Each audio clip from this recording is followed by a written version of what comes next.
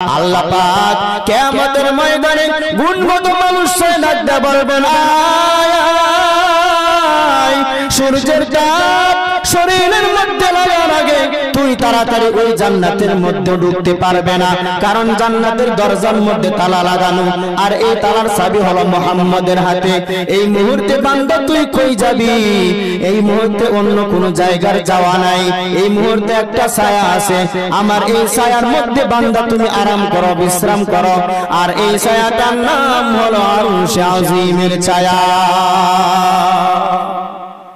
मोमिन जो फिदा नक्शे काफे पाए नबी हो, ज़ीर कदम आज भी आलम का खजीना हो, ज़ीर कदम आज भी आलम का खजीना। गर सुन्नत नबवी के करे पैरवी उम्मत, गर सुन्नत नबवी के करे पैरवी उम्मत, तूफान निकल जाए सगन इसका सफीना, तूफान से निकल जाएगा फिर इसका सफीना। आशिक हो बेरादर शहंशाह दो आलम, आशिक हो बेरादर शहंशाह दो आलम, मिश्को से ज़िरादा मुबारक इसका सफीना, मिश्को से ज़ियादा मुबारक इसका सफीना। আলহামদুলিল্লাহ, মহান আল্লাহ পাক রব্বুল আলামিন দরবারে লাখো কোটি শুকর যে বাইতুস সালাম জামে মসজিদ ও মাদ্রাসার উদ্যোগে ইসলামী মহাসম্মেলন, এই মাহফিলের সম্মানিত সভাপতি পীরে কামেল হযরত মাওলানা আইয়ুব আল নুরানি সাহেব বারাকাতুহু ও আরো উলামায়ে কেরামগণ, আমার সামনে সমবয়সী যুবক বন্ধুগণ, স্নেহের ছোট ভাই, পর্দার আড়ালে অবস্থানরত সম্মানিতা সদরিয়া মা ও বোনেরা, সৃষ্টি শ্রেষ্ঠ দয়াময় মায়াময় মহান আল্লাহ পাকের দরবারে লাখো কোটি শুকরিয়া যে মহান রব আমাদেরকে দুনিয়া বিমুখ করে রহমাতুল লিল আলামিনের হাদিসের ভাষ্যমতে আজিমুশ শান রহমতপূর্ণ বরকতপূর্ণ এই জান্নাতের বাগানে এই এলাকার হাজারো মানুষ থেকে যাচাই করে বাছাই করে কোরআন ও হাদিসের সঠিক কিছু কথা বাস্তব জীবনে আমল করার লক্ষ্যে, কোরআন ও হাদিসের সঠিক কিছু কথা বলার জন্য, শুনবার জন্য আমাদেরকে যে মালিক এত বড় মহা মূল্যবান সময়ের সুযোগ করে দিয়েছেন, ওই মালিকের দেওয়া জবান দিয়া, ওই মালিকের দেওয়া শক্তি দিয়া সকলেই নিয়ামতের শুকরিয়া আদায় করি আলহামদুলিল্লাহ। কুরআন কারীম থেকে একটি আয়াত তেলাওয়াত করেছি, শেষ নবী মহানবী হযরত মুহাম্মদ সাল্লাল্লাহু আলাইহি ওয়া আলিহি ওয়াসাল্লামের অসংখ্য হাদিস সমূহ থেকে একটি হাদিস পড়েছি। তেলাওয়াতকৃত আয়াত ও হাদিসের আলোকে কিছু কথা বলার, সকলকে শুনবার, এর উপর আমল করার তৌফিক দান করুন, সকলে বলি আমিন। আর রহমান, আল্লাহ বলেন আমি এমন রহমান, আল্লামাল কুরআন খলাকাল ইনসান, যিনি কোরআন শেখাইলাম, যিনি মানুষ সৃষ্টি করলাম। নবীজি বলেন খায়রুকুম মান তাআল্লামাল কুরআন ওয়া আল্লামা, তোমাদের মধ্যে সর্বশ্রেষ্ঠ উত্তম ওই ব্যক্তি যে ব্যক্তি নিজে কোরআন শিক্ষা করে এবং অন্যকে শিক্ষা দেয়। এই হলো আয়াত হাদিসের তরজমা। আজকের এই মজলিস অত্যন্ত দামি একটি মজলিস। এখানে যারা এসে একটা মাসলা শিক্ষা গ্রহণ করবে, আল্লাহ পাক রব্বুল আলামিন নবীজির মাধ্যমে জানায়া দেয়। নবীজি বলেন 100 রাকাত নফল নামাজ পড়লে যে সওয়াব, এর থেকেও বেশি সওয়াব আল্লাহ তাআলা তার আমলনামায় দান করবেন। সুবহানাল্লাহ। নবীজি বলেন এর থেকেও বেশি যারা মাসলা শিক্ষা গ্রহণ করবে, 1000 রাকাত নফল নামাজ পড়লে যে সওয়াব, এর থেকেও বেশি সওয়াব আপনার আমলনামায় দান করবেন। সুবহানাল্লাহ। কত দামি একটি মজলিস। এখানে যারা গুনাহ নিয়ে আসবে এরা গুনাহ মুক্ত হয়ে বাড়িতে ফিরবে। সুবহানাল্লাহ। তাহলে এই মজলিসে দাম আছে না নাই? পানি যে মাছ যেরকম পানি ছাড়া মরা, ঠিক তো তোর কোরআন ওয়ালারা, কোরআনের আশিকেরা দ্বীনের মজলিস ছাড়া মরা। এখানে আমরা আসা মাত্রই চতুর্দিকে ফেরেশতারা রহমতের বৃষ্টি নিয়ে আসতেছেন আল্লাহ পাকের পক্ষ থেকে, দোয়া করতেছেন আমাদের জন্য। আল্লাহ তোমার বান্দারা তোমার গুণগান করতেছে, এদেরকে মাফ করে দাও। সুবহানাল্লাহ। আল্লাহ আমাদের সবাইকে বুঝার আমল করার তৌফিক দান করুন। তো আল্লাহ বলেন, আমি কেমন রহমান যিনি কোরআন শেখাইলাম, এরপরে মানুষ বানাইলাম। আল্লাহ জবাব দিচ্ছেন, রহমাতুল লিল আলামিন মক্কায় ঘুরে ঘুরে মানুষকে দাওয়াত দেয় যে তোমরা রহমানের ইবাদত করো। মুশরিকরা বলে, মানে রহমান, রহমান কে? এবার আল্লাহ পাক জবাব দেয়, আর রহমান আল্লামাল কুরআন খালাকাল ইনসান। আল্লাহ বলেন, আমি হলাম এমন রহমান যিনি কোরআন শিখাইলাম, এরপরে মানুষ বানাইলাম। আর আমাদের বাস্তবতা বলে না, আগে আপনি মানুষ সৃষ্টি করেছেন, এরপরে কোরআন শিখাইছেন। ঠিক ঠিক না? তাহলে আল্লাহর বলা সিস্টেম আর আমাদের বলা সিস্টেম আলাদা হয়ে গেল। মাঝে কথা বলতে হবে, কথা বলবেন। আল্লাহ বললেন, আগে আমি কোরআন শিখাইছি, এরপরে মানুষ বানাইছি। আর আমাদের বাস্তবতা বলে না, আগে মানুষ সৃষ্টি করেছেন, এরপরে কোরআন শিখাইছেন। আর বাস্তব সত্য, সৃষ্টি আগে, শিক্ষা কি পরে। আমরা দুনিয়াতে শিক্ষা নিয়ে আসি নাই, দুনিয়াতে আসার পরে শিক্ষা গ্রহণ করেছি। ফেলুল হাকিমুল লা ইয়াখলু আনিল হিকমা, হাকিমের কোনো কথা হিকমত থেকে খালি না, জ্ঞানীদের কোনো কথা জ্ঞান থেকে শূন্য না। এই কথাগুলো বুঝতে হলে গভীর মনোযোগ দিতে হবে। আর এই গভীর মনোযোগ এটা আল্লাহ পাক মানুষকে দিয়েছেন, অন্য কোনো প্রাণীকে দেয় নাই। এজন্য আল্লাহ পাক মানুষকে উদ্দেশ্য করে বলেন, আফালা তাকিলুন আফালা তুবসিরুন আফালা তাতাফাক্কারুন। আল্লাহ বলেন, হে মানুষ, তোমরা কেন বুঝো না? তোমরা কেন গবেষণা করো না? তোমরা কেন ফিকির করো না? গবেষণার মেধা আমি আল্লাহ মানুষ তোমাদেরকে দিয়েছি, অন্য কোনো প্রাণীকে দেই নাই। ফিকির করার জ্ঞান আমি আল্লাহ মানুষ তোমাদেরকে দিয়েছি, অন্য কোনো প্রাণীকে দেই নাই। আর মানুষ ফিকির করে করে করে জমিনের মানুষ এখন আসমানে সফর করে, ফিকির করেছে, গবেষণা করেছে। জমিনের মানুষ এখন সমুদ্রের নিচে হোটেল বানাইয়া মানুষ সেখানে বসবাস করে। সমুদ্রের নিচে পানির মধ্যে রাস্তা, খোলা আসমানের নিচে চলার পথ, এগুলো মানুষ একদিনে পারে নাই, গবেষণা করেছে। যত গবেষণা করে তত নতুন আবিষ্কার হয়। আল্লাহ বলেন, এই গবেষণার মেধা আমি আল্লাহ মানুষ তোমাদেরকে দিয়েছি, কারণ মানুষ বড় দামি। আল্লাহ বলেন, আমি কেমন রহমান, আগে কোরআন শিখাইলাম, এরপরে মানুষ বানাইলাম। ও আল্লাহ, আপনি উল্টা কেন বললেন আমাদের সৃষ্টি আগে শিক্ষা পরে?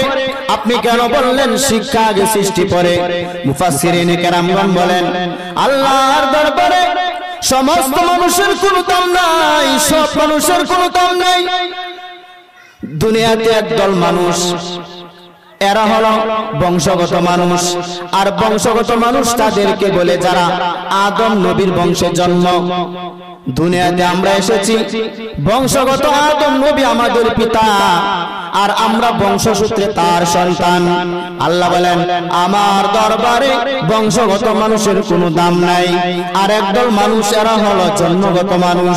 আর জন্মগত মানুষ তাদেরকে বলে যারা বান্দার উরসে জন্ম, অর্থাৎ জন্মদাতা তিনি হলেন আমার পিতা, জন্মসূত্রে আমি তার সন্তান। আল্লাহ বলেন, আমার দরবারে বংশগত মানুষের কোনো দাম নাই, কোনো ভ্যালু নাই, কোনো স্থায়িত্ব নাই। আমার দরবারে জন্মগত মানুষেরও কোনো দাম নাই। তাহলে কোন মানুষটার দাম আল্লাহ দরবারে? আল্লাহ বলেন, আমার দরবারে একদল মানুষের দাম, আর এরা হলো গুণগত মানুষ। কি মানুষ? তাহলে আমরা দল কয়টা পাইলাম? প্রথমত বংশগত মানুষ, আর একদল জন্মগত মানুষ, আর একদল গুণগত মানুষ।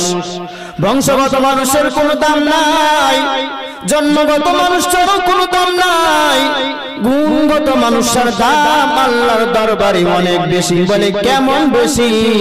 বলে আর দুনিয়া তো বাদশা, আখিরাত তো বাদশা। দুনিয়াতে সবাই তাদেরকে সম্মান করে গুণগত মানুষটারে।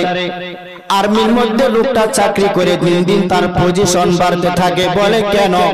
বলে লোকটা বংশগত মানুষ, এটা তার পরিচয় না। লোকটা জন্মগত মানুষ, এটা তার পরিচয় না। তার আসল পরিচয় হলো লোকটা গুণগত মানুষ। কি মানুষ? গরিবের সন্তান হাজারো মানুষের সামনে দাঁড়াইয়া নামাজের ইমামতি করে বলে এত সম্মান কেন? বলে লোকটা বংশগত মানুষ, এটা তার আসল পরিচয় না। লোকটা জন্মগত মানুষ, এটা তার আসল পরিচয় না। তার এই সম্মানের পিছনে আসল পরিচয় হলো লোকটা গুণগত মানুষ। এই মানুষগুলো দুনিয়াতেও বাদশা। এমপি সাহেব দেখলেও সালাম দিয়া বলে দোয়া চাই, মন্ত্রী সাহেব দেখলেও সালাম দিয়া বলে দোয়া চাই। পেট ব্যথার রোগী দৌড়ে এসে বলে হুজুর পেট ব্যথা, তাড়াতাড়ি পানি পড়া দিন সহ্য করতে পারছি না। এই মানুষগুলো দুনিয়াতে বাদশা, আখিরাতে বাদশা। আল্লাহ পাক কিয়ামতের ময়দানে গুণগত মানুষকে ডাকতে বলবেন, আয় সূর্যের তাপ শরীরের মধ্যে লাগার আগে তুই তাড়াতাড়ি ওই জান্নাতের মধ্যে ঢুকতে পারবে না, কারণ জান্নাতের দরজার মধ্যে তালা লাগানো, আর এই তালার চাবি হলো মুহাম্মাদের হাতে। এই মুহূর্তে বান্দা তুই কই যাবি? এই মুহূর্তে অন্য কোন জায়গার যাওয়া নাই। এই মুহূর্তে একটা ছায়া আছে, আমার এই ছায়ার মধ্যে বান্দা তুমি আরাম করো, বিশ্রাম করো। আর এই ছায়াটার নাম হলো আরশে আজিমের ছায়া। যাও, আল্লাহ বলবেন যে শেষ নবী মুহাম্মদ যখন জান্নাতের দরজার তালা খুলবে, খোলার সাথে সাথে তোমরা দৌড়ে জান্নাতের ভিতরে ঢুকে পারবে। সুবহানাল্লাহ।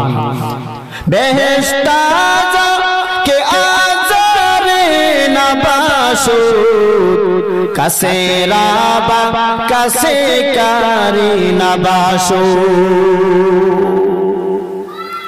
তাহলে আমরা দল কয়টা পাইলাম? তিনটা। বংশগত মানুষ, জন্মগত মানুষ, গুণগত মানুষ।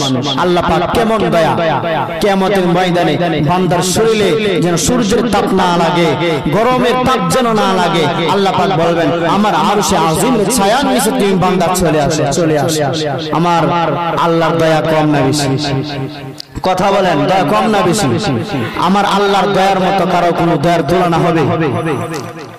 একটা মানুষ গুনাহ করার পরে, হাজার পাহাড় পরিমাণ গুনাহ করার পরেও যখন আল্লাহর দরবারে কাকুতি মিনতি করে তওবা করবে, আল্লাহ পাক সাথে সাথে তার জীবনের সমস্ত গুনাহ মাফ করে দেন। সুবহানাল্লাহ। মুসা আলাইহিস সালাতু ওয়াস সালামের জামানার ঘটনা। মুসা আলাইহিস সালাতু ওয়াস সালাম দোয়া করেন, মিশরের জমিনে পানি নাই, পানির ব্যবস্থা করে দাও। মুসা আলাইহিস সালাতু ওয়াস সালাম আল্লাহর কাছে দোয়া করে। আল্লাহ ডাকতে বলে, মুসা তুমি যাদেরকে নিয়ে দোয়া করতেছো এদের মধ্যে একটা গুনাহগার বান্দা আছে। এই বান্দারা যতক্ষণ পর্যন্ত মজলিস থেকে উঠে না যাবে ততক্ষণ পর্যন্ত আমি আল্লাহ তোমার দোয়া কবুল করব না। মুসা আলাইহিস সালাতু ওয়াস সালাম ডাকতে বলে, কে গুনাহগার? তাড়াতাড়ি মজলিস থেকে উঠে যাও, তোমার কারণে আল্লাহ তাআলা দোয়া কবুল করতেছেন না। ওইদিকে 40 বছর লাগাত গুনাহগার জিনা কাজ করেছে। এই গুনাহগার এবার চিন্তায় পড়ে গেল যে আমি এত বড় পাপ করেছি, আল্লাহ আমার প্রতি রাগান্বিত হয়ে গেলেন।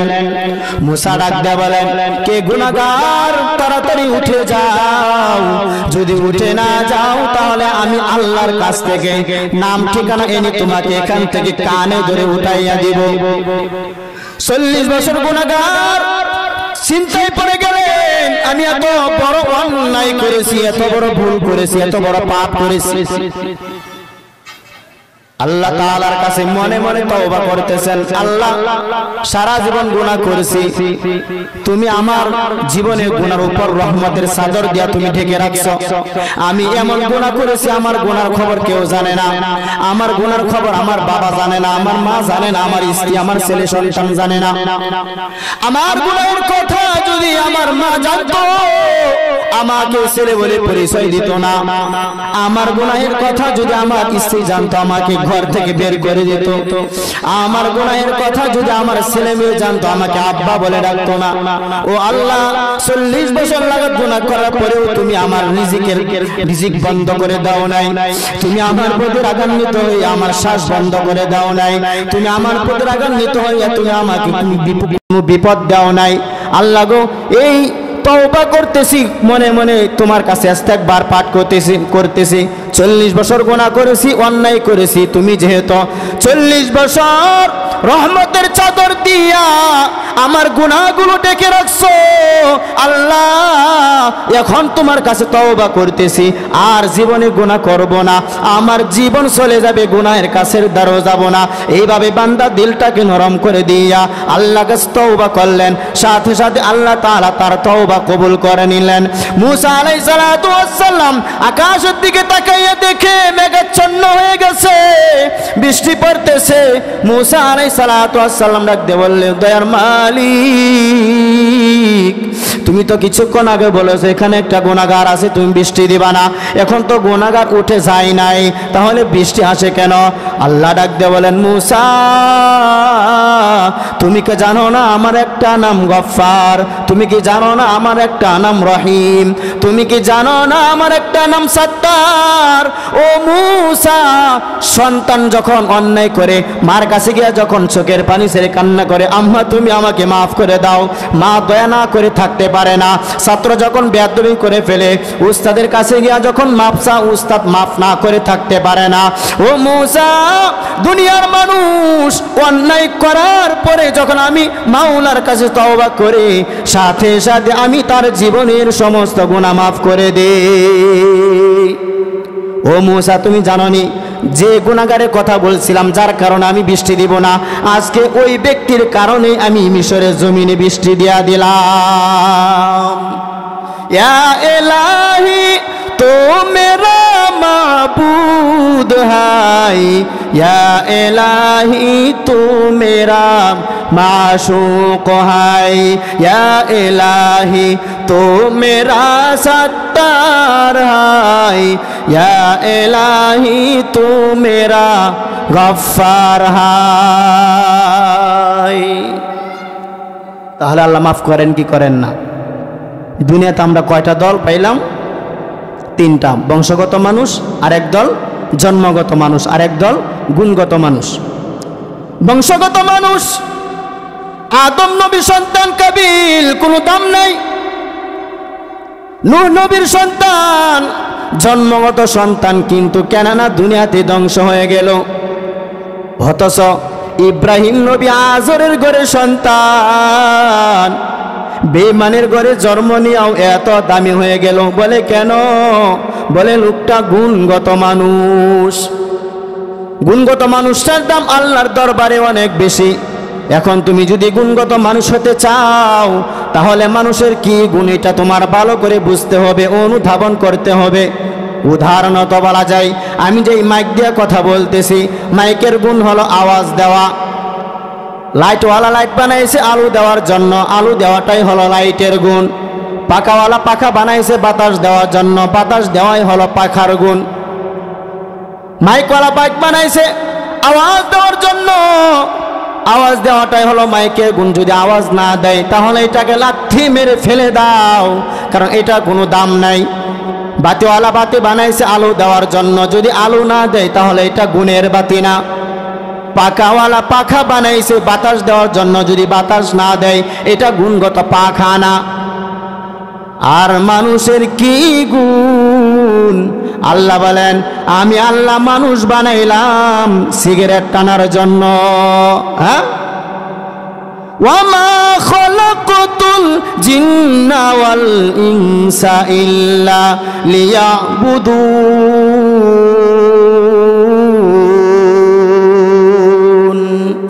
মা খালাকাতুল জিন্না ওয়াল ইনসি বাখা জু ইবাদত নিস্তে মাকসুদ আজ্জাহা। ভাইরা আমার, আল্লাহ বলেন আমি আল্লাহ মানুষ বানাইলাম আমি আল্লাহর ইবাদত করার জন্য, আমি আল্লাহর পরিচয় লাভ করার জন্য। ইবাদত কি? দুনিয়াতে আসার পর থেকে মৃত্যু পর্যন্ত আপনি যা করবেন সবই হলো ইবাদত। তবে আপনি যা করবেন, যা কিছু বলবেন সবই হবে আল্লাহ তাআলার সন্তুষ্টির জন্য। আপনি যা করবেন, যা বলবেন সব হবে নবীর আদর্শ অনুযায়ী। আপনি নামাজ পড়বেন, এটাও ইবাদত। আবার আপনি নামাজ পড়বেন না, এটাও ইবাদত। 5 বেলা নামাজ আদায় করবেন, ইবাদত। সূর্য উঠে উঠে ভাব, সূর্য ডুবে ডুবে ভাব, এমন সময় নামাজ না পড়া ইবাদত। রমজান মাসে রোজা রাখা ইবাদত, ঈদের দিন রোজা না রাখাই ইবাদত। তুমি যা কিছু করবে সবই হলো ইবাদত। আল্লাহ বলেন ও দুনিয়ার মানুষ, আমি আল্লাহ তোমারে বানাইলাম আমি আল্লাহর ইবাদত করার জন্য। আর এই ইবাদতটাই হলো মানুষের গুণ। ইবাদত কি? কথা বলেন, ইবাদত কি? মানুষের গুণ। আল্লাহ বলেন এই ইবাদতটাই হলো মানুষের গুণ। এখন ইবাদত করে করে যদি তুমি আমি আল্লাহর ইবাদত করো তাহলে তুমি গুণগত মানুষ হতে পারবা। এখন ইবাদত করতে গেলে লাগবে কোরআন। কোরআন শিখে শিখে যখন আপনি ইবাদত করবেন তখন আপনি গুণগত মানুষ হতে পারবেন। তাহলে বোঝা গেল গুণগত মানুষ হতে গেলে লাগবে ইবাদত, আর ইবাদত শিখতে গেলে লাগবে কোরআন, আর এই কোরআন শিখতে গেলে লাগবে উলামায়ে কেরাম। ঠিক ঠিক কিনা? এই মাদ্রাসার মধ্যে আসতে হবে কিনা? মাদ্রাসায় এসে কোরআন শিখতে হবে। কোরআন শিখে শিখে যখন আপনি ইবাদত করবেন তখন আপনি গুণগত মানুষ হতে পারবেন। আল্লাহ তাআলা ওই দিকে নজর করিয়া বলেন আর রহমান আল্লামাল কুরআন খালাকাল ইনসান। আল্লাহ বলেন আগে আমি কোরআন। দেখ আজানের সময় হয়ে গেছে, তো এই পর্যন্তই। সকল কাছে দোয়া চাই আল্লাহ পাক যেন আমাকে, তো আমরা সকলেই যারা উজু নাই আমরা উজু করে আমরা মসজিদে চলে আসি। 7টা 15 নামাজ, আমরা নামাজের জন্য প্রস্তুতি গ্রহণ করি। আল্লাহ পাক আমাদের সবাইকে যে কথাগুলো বললাম এর উপর আমল করা তৌফিক দান করুন।